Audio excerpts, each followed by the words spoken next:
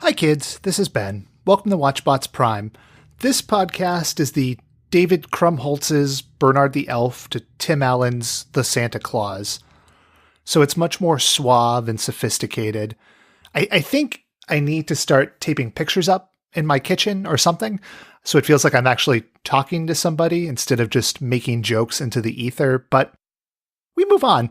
I hope you're all having a good week. If you haven't checked it out yet, we would love it if you take a listen to this week's episode, He-Man and She-Ra, which is part 1 of A Very Watchbots Holiday. You might think it's odd that we started our look at the holidays with a bunch of demigods that have no idea what Christmas is, but everyone has their own idea of the holidays. Don't tread on me. I've been spending some time on eBay after we recorded looking at the Masters of the Universe toys, which will surely not be a financial problem. I have my eye on at least 3 different boxed Mossmans, which go for about $15, so that's pretty good. We want to hear your feedback on the episode as always, but we especially want to hear who had the ultimate Christmas team, if you remember our draft segment. So get at us on Twitter at WatchbotsPod. I actually did write the teams down this time. So for Shaylin's team, hashtag Team Wholesome, we had a Charlie Brown Christmas, Frosty the Snowman, White Christmas, and Santa Claus is the wild card.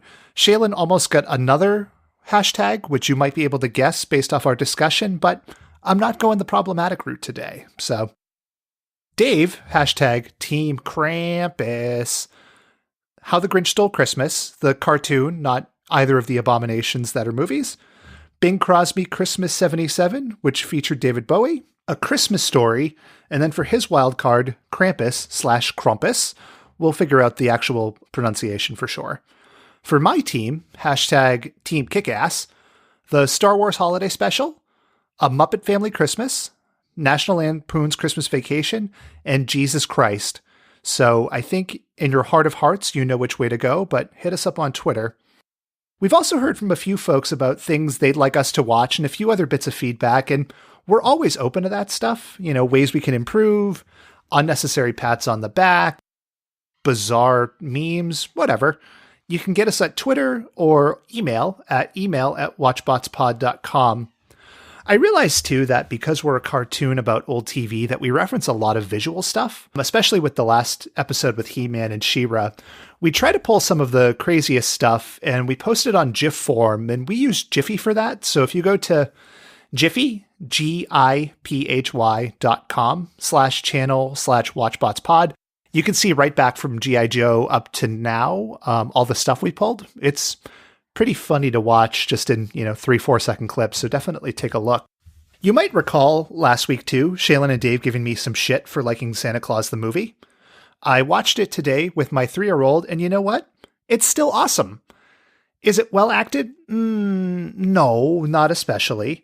And to quote my 3-year-old, who said this several times, Daddy, I'm done with Santa. Can we watch Wiggles now? But what does he know? It's a visually appealing movie. It's bad enough and campy enough that it's really entertaining. You should really check it out. It's got horrendous kid actors, Dudley Moore saying elf about 400 times, a small boy being bound and gagged in a basement. It's got it all. It was a delight, and I was completely right about it. And because this is my show, I can get away with saying that. And watching the movie has really kicked my holiday spirit into overtime, and my blood is turning to eggnog, which, nope, strike that. Eggnog is nasty. Anyway, let's talk about part 2 of A Very Watchbots Holiday. And this week we'll be watching Yogi Bear's All-Star Comedy Christmas Caper from 1982. It's up on Daily Motion, not YouTube. I'll put the link in the show notes as always.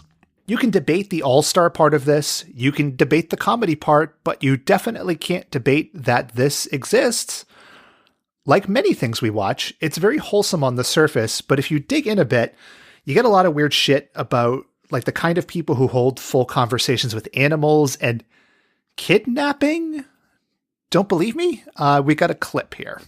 Police are searching for a Santa Claus imposter who has disappeared with 7-year-old Judy Jones, daughter of billionaire J. Wellington Jones. Police Chief Blake has this to say.